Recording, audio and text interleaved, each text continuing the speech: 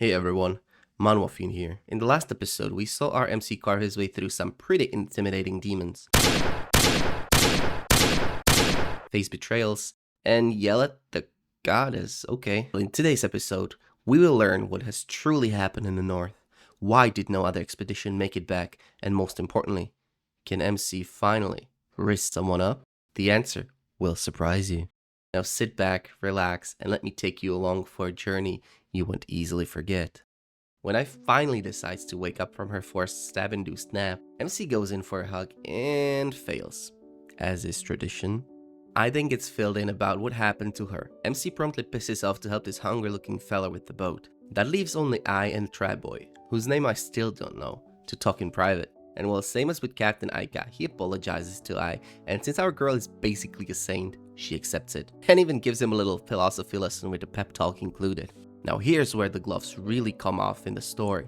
We learn that not only were Kaltovia and Graya humans before, but our gang suspects that the Bloodborne boss that MC fought last time was the court mage who went missing, and that he was also part of the expedition that Kaltovia and Graya were part of. This would explain why he knew about Kaltovia. I also suspect that the alchemist artificially made Kaltovia, Graya, and probably even others into demons by sticking this weird looking crystal in them. And I mean, I say suspect, but I'm willing to go as far as betting my left nut on this being true, so I guess we'll see. Our goon squad finally sets off to the north, thankfully leaving the Trap Lord behind. May you never appear again to confuse us, you red bastard. As they are leaving, Trap Lord is yelling his final heartfelt goodbye, and while he didn't hear MC's response, he felt that it was meaningful and profound. Yeah, not so much. MC yelled at him that he don't give a fuck if he writes a song about him since he don't care about guys singing about him. MC decided to pop into his world for a quick second to say, "Mom, Dad, I'm gonna be fine now, even if I'm not in my room, okay?" To which his mom just says, "Okay, boy." I think they are just happy that he finally got out of his goddamn lair for once, so they decided not to ask too many questions. MC then pops back into I's world again. After he does that, he gives I his jacket. "You get nothing, Benny, sorry." And chats with I. MC asks I if she can get him another ATAC, which is the little red stone that I gave MC all the way back at the beginning of our story, and which he used to forcefully teleport back to I's world when she couldn't summon him. To which I says, "Sorry dog, can't help you there, shit takes too much time and effort to make." Since low tide will be coming to an end soon, our group decides to wait for another low tide on a little island where we meet a couple of other sea captains. We also learn that the name of the mute captain that takes our group to the north is, and I'm not kidding, Budsholes. Let me repeat that. Budsholes.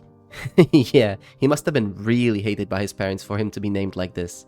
I don't know if it's just a mistranslation or anything, but yeah, that's his very unfortunate name. Not much is happening right now, and all we learn is that Buttholes, I still can get over his name, it used to be part of the North expedition that included Kaltovia, Kraya, Godin, and the girl called Lyle. Lyle? Lila, Lyle? I don't know how to pronounce that. Let's just go with Lyle. We know for a fact that Kaltovia, Graya, and Godin all got transformed to demons. Graya and Godin were transformed by the alchemists for sure, since only they returned from the north, but I suspect that Kaltovia was also done in by the alchemists. The only one unaccounted for is Lyle, and for now we got no clue what happened to her. Finally we made it to the north, and well, it's not very northy, I would say. When our MC presses good old buttholes for some answers about Lyle, he gives them a key and some papers and fucks off. I guess Sia never served buttholes. Next up we see the alchemist stabby fuckface, I still don't know if he has a name, talking to I guess his noble employer. I honestly thought he died, but I guess it's quite tough to kill a cockroach. Anyway, Noble Dude is pissed that he didn't do jack shit since they know that I survived, and tells the alchemist to get his ass to the north, and quick. To which the alchemist says, "Nuh-uh, don't wanna," so he gets his ass dragged away. Next on the chopping block is the dude who, I don't know if he is the same dude who chased Benny or not, since I'm pretty sure MC killed him, but who cares. There are basically only 3 characters that are important to the story anyway, and that's all 3 members of our goon squad. So back to our random bozo number 46, he gets told by the noble to find the thief who stole Kaltovia's heart, whatever that is. The only thing I know for certain is that it's not some bodacious beautiful baddie who made Kaltovia fall in love with her, let me tell you that. And with that information, my interest quickly dropped. Now back to our dynamic trio. They discuss what to do next and end up agreeing to go to check out Godin's tower since they got the key to the tower from our good old dear friend Budsholes. As they travel through the desert, MC get a great idea to just bring supplies from his world, which is pretty smart actually. And as he does, we see them just chilling, having a great old time. Until a big ass motherfucking nope rope shows up and immediately regrets its poor decision making. Poor Snake didn't know this was goddamn Lord Yutaba and his gang. Maybe in his next life he will be a little smarter. Now watch me do what they call a pro gamer move. Babe alert! Babe alert! I repeat, we got a babe alert! Danger level double D's. Looky here, we got another eye candy. And since it worked in the last episode, I see you immediately paying more attention just cause I called out some nice titties. Now, I've got a business proposal for you. You get a view of some nice titties and maybe even some ass later down the line. But I will require like and subscribe. Them's the rules. Do we have a deal? Good! Glad to see my man of culture with good business sense. I'm taking bets as to how long she will actually be relevant to our story. I am giving her like solid 5 to 10 chapters max based on our previous encounters. Our mystery girl is also looking for a god in tower but can't quite find it. As our group gets close, she creeps around. When MC uncloaks the tower and our group enters, so does our bikini Catwoman.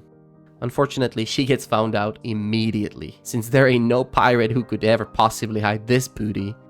That's not a cake, that's a whole ass bakery right there. For some reason, right after some ass, we get another panel where the artist absolutely cooked. Look at this! We learn that she has a sword that allows her to go completely invisible when she is in the shadows, so that explains why she didn't feel the need to hide all that well. Of course that don't work on our MC since he is like a shark and can smell thick booty from miles away. After she get caught, she immediately takes Benny hostage, but since MC don't really give a flying fuck about Benny, she decides to go for I. And yeah, MC shuts that shit down real quick. We then see her tied up, and while MC talks about how he wants to tie her up a little bit more, this guy fucking gets it. He finds a piece of paper tucked away in her bra. Thanks to that, we learn that her name is Beatrice. Thank fucking lord it's a normal name for once. And that she is a thief. Pardon me, a great thief. She is here looking for a divine beast, whatever that is. But since she isn't here for them, our group decides to let her go for now. Next up we see two randos who give us a little exposition. Apparently there used to be a dragon and demon hybrid who was living in the north until human Kaltovia and his gang took care of him. Our two randos are on a pilgrimage to the Flotilla Shrine, which houses the divine beast. Our next character appears to be a young holy maiden who is communicating with some sort of god. But her life sucks major donkey balls because she can't touch anything from the outside and can't even speak to the other people. So all she can do is look out of her window to see the world outside. Now we follow Beatrice as she mission impossibles her way up to the Flotilla Shrine. As she finally gets to the top, she meets another thief who knows her and is obviously way more skilled than her. But after a light roasting session, he pieces out. In a very poorly announced flashback, we see our girl Beatrice completing some sort of challenge, where at the end she chooses the sword that she has in the present. And we also see that she's met the other thief, who I guess ain't really a thief but something akin to an assassin. He then roasts her once again. Seriously, this guy is such a goddamn hater, it's almost funny. Anyway, back to the present. Beatrice is knocked out by the paralyzing poison applied to her via a little scratch on her side, courtesy of our nameless assassin hater. And well, since she forgot to close the hatch to the tunnel she came through, our little priestess uses the chance to get the fuck out of there. She uses her little floating food tray to get down safely and also to not touch the ground, since she can't touch the ground that some plebs and peasants walk across. Our little priestess then tries to dodge some incoming guards, and she meets a young boy who she scares absolutely shitless. And I mean, I get it. She looks like Sadako's little, much less emo sister. Back with our main trio, we see them on their way beyond the north wall. I hope they won't run into the Night King or something there. Benny then whips out some scroll which turns out to be magic scroll that can shoot whatever magic's written on them.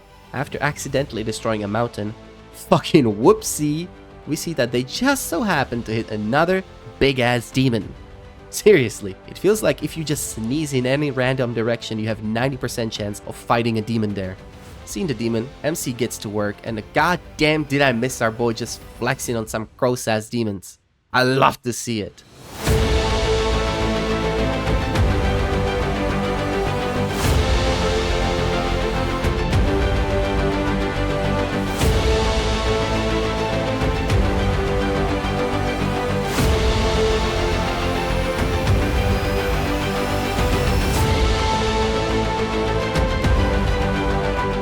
After the fight, we see Assassin Dude chilling somewhere high up.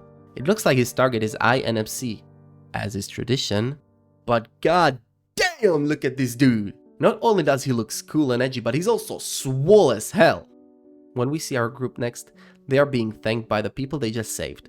They also learn that the Divine Beast is pretty important to the people of the North, since they pray to it for some water. Without it, they might as well just go jump off the cliff, since without water, the whole North is done.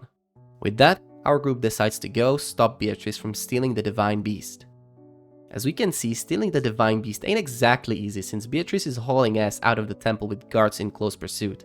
As she goes invisible thanks to her sword, we learn that the Divine Beast is gone, and well, you know what? I'm calling it now. I'm willing to bet my favorite right nut that the little girl priestess who ran away is the Divine Beast. I mean, it's pretty obvious, so this theory, a manhwa theory, is a slam dunk in my opinion. Please don't sue me, MatPat. The little dude who found our priestess / Divine Beast learns that he's in deep shit, since if they find him with her, they'll kill him for kidnapping her. The chief priest gives the task of finding her to these two, and woo-wee! I see a little perv quickly glancing at the monitor. You know what to do now. Anyhow, Beatrice decides to get the hell out of there, only for the Titty Twins to wait for her outside. They know her and her organization, and they claim that the Thieves Guild called Abyss betrayed Kaltovia and ruined the North. Which Beatrice claims ain't true, but I guess we'll see. Beatrice then counters with the claim that the priests here hunt down the Divine Beasts, lock them in the tower, use them to pray for water, and if it don't work, they sell them to the nobles and kings for meat, since their meat will make you live longer and healthier. And if that's true, then it's fucking despicable, and I hope that MC Thanos snaps them out of existence. With their little cat fight out of the way, the real fight starts now, where one of the twins starts summoning something, only for Beatrice to throw some exploding daggers at them. It doesn't do jack shit, so the summoning is complete, which summons some lower level spirits, while the other twin is summoning something a bit more meaty. Beatrice then goes on the offensive against the summoner, but unfortunately she's a little too slow. The high level spirit then beats her ass, and we see her tied up yet again. At this rate, something might awaken in this girl, and she'll start loving it, I suppose.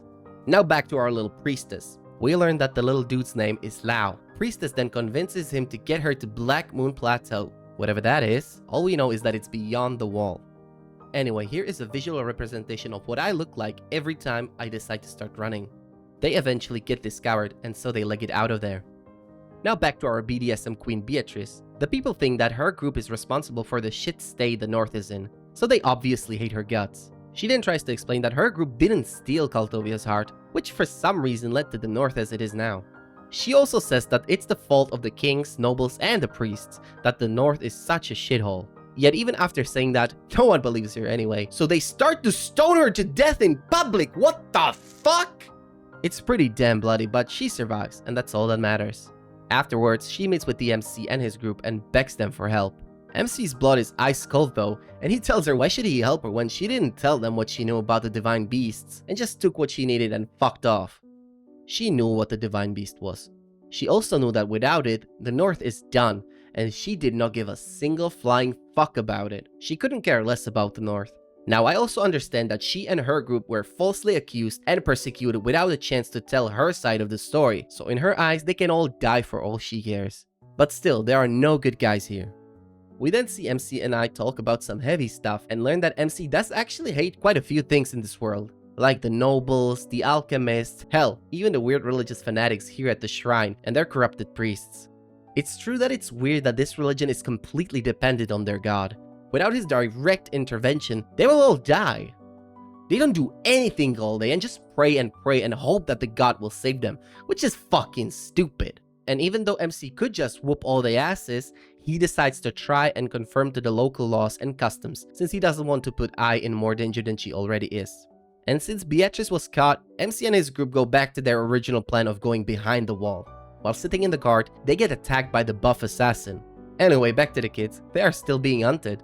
This fucker is just sniping the poor kids, and well, Lao gets nicked with the poison arrow.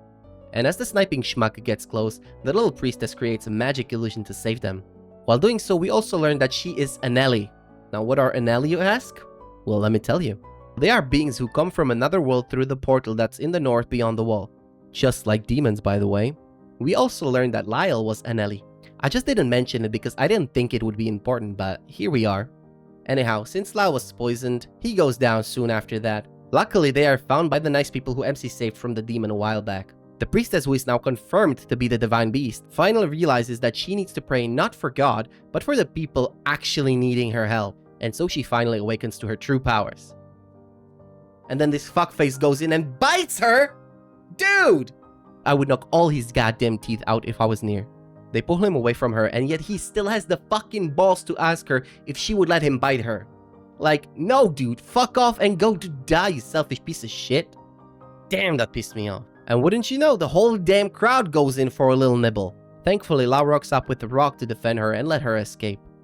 Right after this, we see the assassin attack our MC, only for him to immediately dip out since his attack did fuck all. Based on that, he decides to switch his target to I.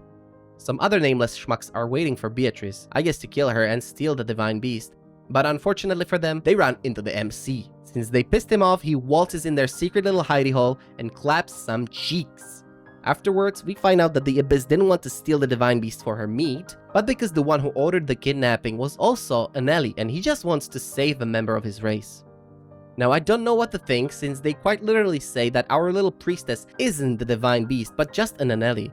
But then again, we saw her do a goddamn miracle, so I guess we will find out later what she really is. Alright, now everyone pull out your textbooks, we are about to get some lore here. So back in the day, North was actually full of mana, and since it was so full of mana, beings from other worlds could cross over to this dimension here, such as the Anelli or the demons.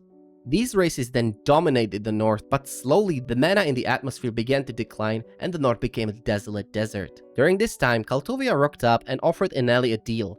He will whoop some demon ass and they in turn will use their power to revitalize the North. And so he did time and time again. He always came to the North when demons were getting a little out of hand and put them in their place. And so the Anelli called Lyle kept her word to revitalize the North every time, even though where Anelli used their blessing, it causes them immense pain. Kaltovia also realized that humans are pieces of shit, and if they know that the Anelli can do such miracles, they would hunt them down and enslave them for their own means. So he lied and told them some bullshit story about divine beasts so that the people wouldn't know that it's just the Anelli's blessing that helps the North. That led to the establishment of the religion that we already saw. And yes, the priests do know that there ain't no divine beasts, yet they say nothing since this way they can keep getting donations and also keeping people under their rule. Those fuckers also just use and then sell the Anelli for meat later on. By the way, Beatrice is still tied to that damn pole, just barely hanging on to her life. Next up, we see the little Anelli girl still being pursued by the demented mob who wants to fucking eat her. They catch her, but before they can do any harm, Lua comes to the rescue once again. We also learn that since these dudes only pray and don't do anything else, they just eat whoever dies that day in order to survive. So yeah, eating that little girl is no goddamn problem for them. After a sneaky headbong, Lua is about to be eaten by these damned cannibals. But out of nowhere, the sniper from before rocks up and carves them up, which is just beautiful sight to behold.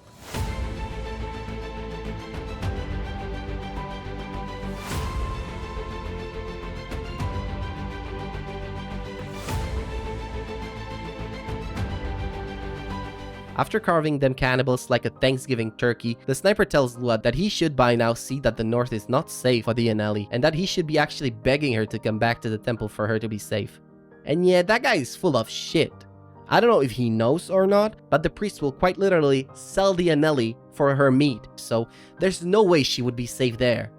At this point, I feel like the only safe place for the Anelli is behind the walls. Sure, there might be demons here and there, but I guess that's still safer than being carved up for your meat wherever you go. Our main group decides to yet again go back to the temple to probably kick some ass and maybe even save Beatrice. But as the MC walks outside, he gets attacked by the swole assassin. This assassin feels like that annoying mosquito that gets in your ear every couple of minutes when you try to fall asleep. He just keeps buzzing around. We learn that it wasn't the Abyss, but this swole assassin that stole the Kaltovia's heart.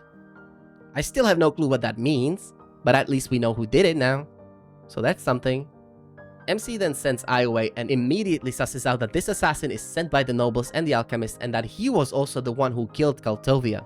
While getting some lore dumped on him by this random chick, the swole assassin gets a little too excited and allows himself to be possessed by the Lord of Darkness, Gul Nadol.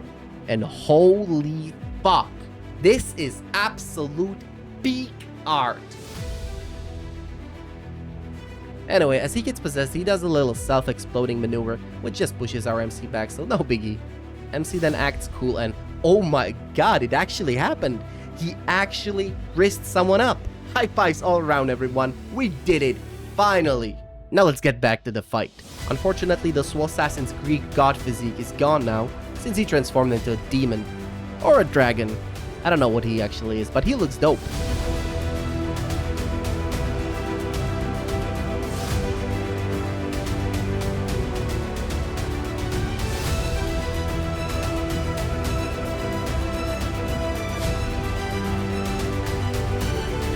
Next thing we see is I and Benny trying to untie Beatrice, only for them to get spotted by a guard. Then the Thick twins rock up to see what's up. To my surprise, they actually know Benny and I, and hell, even Lady Alera, since they all went to school together apparently.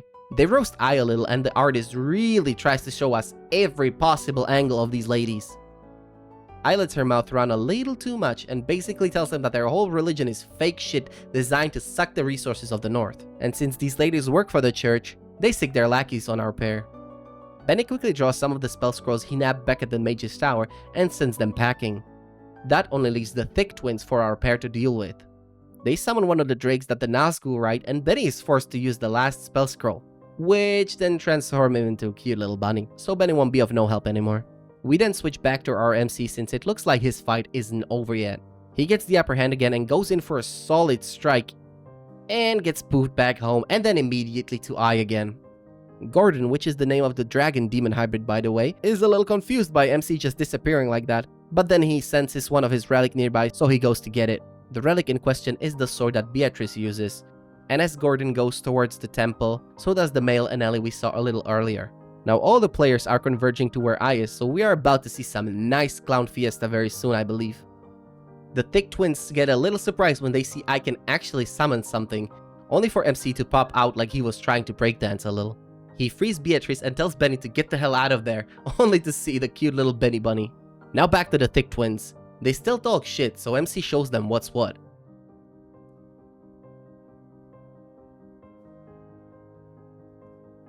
Most of the spirits they summon are just garbage, but they do summon one that's cool as hell. Look at this awesome summon. Now that's what I'm talking about. At the same time, Gordon also shows up to the party. MC starts to duke it out with the summoned big boy, while I and Beatrice get some assistance from the male Anneli who flew after Gordon. For some reason, MC can really beat that massive summon, and before he even has a chance to properly try, Gordon shows up and attacks the summon first. And since Gordon absorbed Beatrice's sword, he also got a nice size upgrade. With this upgrade, he immediately wipes his ass with that summon. I then shows up again with the tip of Kaltovia's spear in hand, which she got from the Anneli dude. Before she can give it to the MC though, she gets expositioned at by a ghost or something. The ghost says that he's the legacy of ancient dragon Ghoul Nadal, and that he wants to help MC tame the good old Gordon's temper. MC finally gets a decent weapon in form of this talking spear, which freaks him out a bit. And some weapon it is, as it can change into whatever MC wants, so he goes with a cool ass sword. Now this is where the fight really starts. Except not really, since we're back with the sniper and Lua who are looking for the Anneli girl. And I'ma keep it short. They set up a trap with the hole in the ground and some illusionary floor. Lua then pushes the sniper into the hole where it didn't really do much to him other than piss him off, but it might give them some time to run away before he can catch up. He does take the L like a champ though. The kids then run away, and Lua, being the Giga Chad that he is, tells the Anneli girl that he will get her to the Black Moon Plateau no matter what it takes. And now we can finally continue with the boss fight we all want to see.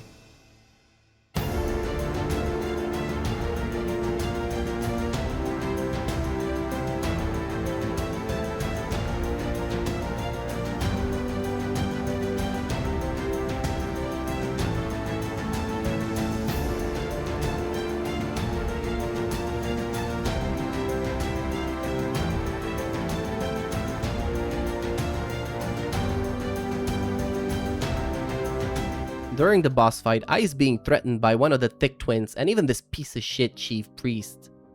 He tries to get I to join him, to which she says, "Hell nah, you guys are evil. You think I would ever join you? What the fuck? If you don't fuck off, my summon will clap your cheeks." It doesn't work too well, but as luck would have it, MC gets smacked right in the middle of them, so they immediately scurry off like a bunch of rats. Now back to the fight. It looks like MC won't be able to win since Gordon is the being closest to a god, meaning he can't be killed in this realm. The talking sword tells RMC that he needs to get the hell out of there and find some do-that MacGuffin in order to seal the dragon. MC just asks I what she thinks about running and letting all these dumbass people die, to which good girl I says that all lives should be protected, and so MC goes and does just that. But before we get to it, we must first check on Lua and the Anelli girl. I don't know about you guys, but this pacing is pissing me off. I want that good hit of dopamine during the fight, but this manhwa keeps blueballing me with this side story. Anyway, back to it. They can finally see the wall, only for the girl to be like, okay, let's go back. Sure, it's because she saw all the fucked up pilgrims who came all the way to the shrine to pray, but like, fuck them people, they would eat her with no hesitation anyway. And since she decided to go back, I guess her whole arc is pretty useless. Now we can finally finish the damn fight. Holy shit! The art goes crazy! MC then goes ahead and calmly slashes a portal to another fucking dimension! What is even going on here?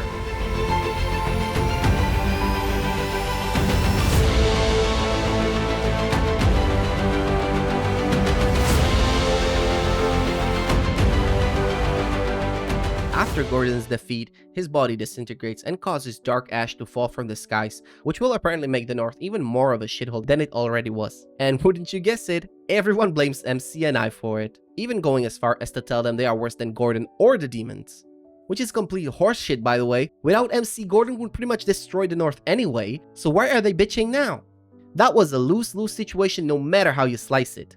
I understand that the people feel powerless and that they need to deal with their new reality, so they blame anyone they can. But it ain't MC's fault that the damn dragon exists in the first place. But yeah, as I said, I understand that people are pissed since their lives are gonna be even worse than they already were. That is until the Anelli girl finally rocks up. She says to the MC that she doesn't want to go anywhere, and that's that. MC and I then go pick up Benny, who ain't Bunny no more, unfortunately. At this point, we are wrapping up all the loose ends here. Lua and the sniper meet only for the sniper to give his knife to Lua and tell him to find him later. The male Anelli learns that the priestess Anelli wants to stay in the shrine by her own will, and he just accepts it. Beatrice is still banged up, but she says that she will steal the divine beast one day, and our group can finally go on to finish their quest from good old Captain Buttholes. If you forgot, their quest was to find the Anelli named Lyle and give her a letter from Buttholes. While looking for her, we see that the priest Anelli decided to grant North her blessing, even though it must hurt her like hell, and Lua swears that he will meet her one day. While walking, MC carries I, while Benny has to carry MC's sword. MC then points out that the sword can actually turn into a human form and walk on its own. And when the sword actually does take a human form, it's not the old bearded dude that we saw before, but whatever this pedo bait is. Apparently even the human shape of the sword is influenced by MC's imagination, so the sword just refuses to use the human form ever again. Later on, when our group decides to rest, Benny whips out a letter from the girl that MC rizzed up. In it, we get a confirmation that his riz actually worked, so good job MC, you did well, I'm proud of you buddy. The male Anelli gives us another little lore nugget about Black Moon Plateau. We learn that it's this plateau where the portals to the other dimensions are, but at some point the Anelli started to hear a sad sobbing around the area. So it might be related to Lyle since she disappeared in that area as well. After a good long while, we are finally back to MC's reality. There we see how much he has actually grown over the course of his journey. Not only is he not scared of searching for the idol whose name messed up his life, but he also self-reflects on how much of a pathetic loser he was. We see that his self-confidence and ability to function as a normal human being is almost completely restored. Now back in Ai's world, our group arrives at the Black Moon Plateau. The reason why the moon is black is that it reflects the state of this world. The more fucked up the world is, the blacker the moon is. Apparently it wasn't black at all back in the day, but then humans showed up and it never stopped becoming more black. The male Anelli says that he needs to get out of there since there are a lot of negative emotions, and that can actually make Anelli sick. After parting ways, our group goes through a forest with some massive trees and a whole bunch of skeletons. Here our suspicions get confirmed when we learn that the king sends his expeditions here, nobles then send people to get rid of these expeditions. When they finally get to, well, wherever they wanted to go, they find a fire barrier, but we all know that ain't enough to stop our MC, so one slice later they proceed inside. There we see what remains of Lyle. She doesn't trust our group and she's also in a pretty bad state herself. Luckily our group has a letter from good old Captain Buttholes. When I reads the letter for Lyle, we finally learn what's happening. Lyle is using her blessing to hold back the demon's realm. Apparently the solution to all the problems is to destroy the castle's Shellcon and restore mana to the world. So basically exactly what the demons are trying to do, I guess. But Buttholes was coward and he could not relay this information to the king. The place where Lyle is a point where this world and the demon world connects, and it needs a constant influx of mana to keep the evil energies of the demon world from entering this world. And since humans use those massive shellcons that sucks the mana from the atmosphere, there's not enough mana to actually plug the hole. The only way to plug that hole was for Lyle to use her own body and channel mana from her own dimension to seal the demon's realm that way. Only by destroying the kingdom's castle that has a massive amount of mana stored inside will the mana be able to be restored. But doing so will obviously lead to our group being branded as traitors and demons. Now that I think about it, maybe that's why Kaltovia became a demon. Maybe he did it out of his own will in order to save his friend Lyle. Our group decides to first head back to the king and tell him what's what. Nobles are shitting in their pants, and rightly so. And since the Abyss has got our groups back now, there ain't no assassin group dumb enough to actually try and target them. Next, the nobles try to use the bards to manipulate the civilians to stop them, which is a bust again since the Trap Lord now spreads the truth among the commoners. After that, they try to use the alchemists, but again they are cock-blocked by the random mercenary dude who didn't even have a name. He tells the alchemists what actually happened to the other guy who failed his task. He was apparently used in an experiment the same way Godin was. And since people don't really want to work somewhere where if you make one mistake you became a Bloodborne boss, they just quit en masse. And lastly, they try to use the mercenaries, but the issue is taken care of by Captain Aika, who quite thematically claims that anyone who tries to mess with our main group will lose his eye. Last of the nobles' lifelines are the summoners. So they decided to call for all the summoners in order to stop our trio. And holy shit, look at this gorgeous army of summons! We even see Lady Alera there, who summons her Storm Elemental Spirit, but she should know that even all of them combined are not even as much of an inconvenience as an itch on our MC's ballsack. And lo and behold, MC goes in and wipes his chocolate starfish with all of their summons. And as a cherry on top, he puts Lady Alera and her inflated ego back in her place. With that small speed bump out of the way, our group finally makes it to the king's castle. Here MC needs to make a choice. If he doesn't say anything, I so will go back to the goddess of the sea. But if he does say the truth, I will be branded as a traitor and a demon. While the nobles and the king go back and forth, MC decides to speak up and call them on their bullshit. He calls out the bards, the alchemists, and even the nobles themselves for trying to sabotage their expedition. King for some reason still acts as if this was the first time he hears all of this and gives the nobles a chance to explain. And boy howdy do they take it.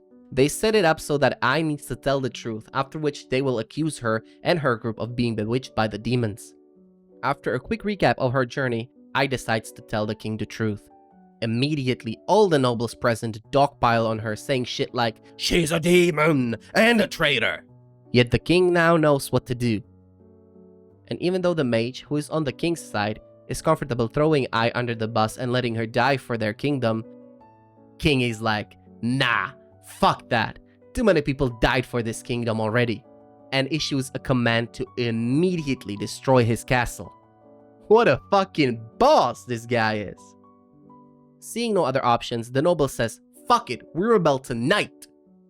After a fair bit of babbling and some shouting matches, all the nobles decide to take away King's royal power and dethrone him. To which he says, "The fuck you ain't, bitches! I'm ready for this shit since day one. This castle will burn as I say." Nobles then sick their soldiers at the king, but I guess they all kind of forgot about our MC, so he decides to gently remind them that he is still the boss. The people loyal to the king then fiddle with the castle's controls, causing it to rise to the skies and making everyone flee the castle. Only Earl Kalun, what the fuck? Only the Earl Kalunix stays. He then proceeds to summon a special great spirit. While the castle falls apart, MC goes to duke it out with Earl and his summoned spirit. Unfortunately, it looks like MC can't do much for now. During their fight, the spirit attacks Ai, so MC swoops in to protect her. After saving Ai and having a beautiful little moment together, MC saves the king, who is also fleeing on his ship. There they try to identify what kind of summoned spirit that thing is. Well, it turns out that just like our friend Gordon, it is also an absolute being, meaning it can be killed in this realm. Looks like MC's only option is to destroy the castle's shellcon to release all that stored mana, since with this much mana being released, no being could ever hope to survive it. I can sniff out that this smells like a suicide run, but since there ain't no other way out of this, MC goes for it. His slashes then yet again tear open the veil between realities. Too late does the Earl realize that MC's attack aren't meant for him, but for the shellcon of the castle. But since the shellcons are tough as hell, he can break it with only a couple of strikes. And before he can completely destroy it, the Absolute Being attacks with an attack that for the very first time is able to damage our MC while he's at full power. MC knows that this is the only chance to resolve all the issues and stop I from being hunted as a traitor. I even tries to unsummon MC, but can't since he opened up the dimensional crack with his sword slashes. MC then forces both his enemies into the other dimension, and as soon as they cross over, he destroys the palace Shelcon, which triggers a massive explosion. In this explosion, we see the end of not only Earl Kalinyuk and his summoned spirit, but also MC's artifact sword. The sword was with us only for a short while, but I liked it as a character, so this is kinda sad. Afterwards, the mana finally returns to the planet. The dimensional crack closes, but MC unfortunately stays on the other side, unable to return. While floating in space, MC thinks back to the first time he met I. That was the very first time someone else relied on him for anything, so that's why he was willing to push himself this far. It was all for the sake of the very first person who needed his help. I suddenly feels a sharp pain that signifies that her connection with MC is forever severed. And the last thing we see is MC peacefully floating away in the endless and empty space. Psych, you thought this was how it ends? Hell nah, dog! Last second we see a watery hand reach out and grab MC and pull him back into Ai's world. Surprisingly, it's Aya, the goddess of the sea, who saved his ass. As a reward for Ai speaking the truth, MC and I can say their final goodbye. The last thing Lord Yutuba hears before disappearing is Ai thanking him for answering her summon. Couple months later, we see MC in his world where not only did he get a very much needed haircut, but he's also completely fine being outside among other people now. Little later, MC meets the pharmacist from whom he bought the medical supplies.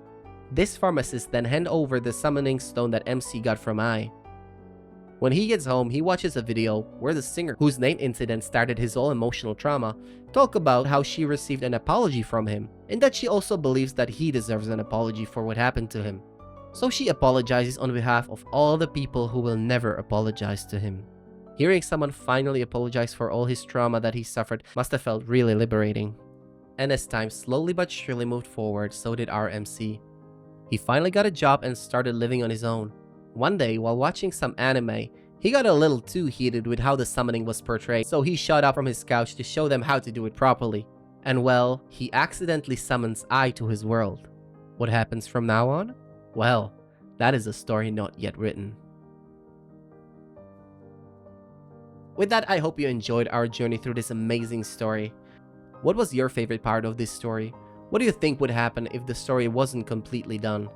I personally would love to see the new dynamic of MC living with and showing Ai his world for a change.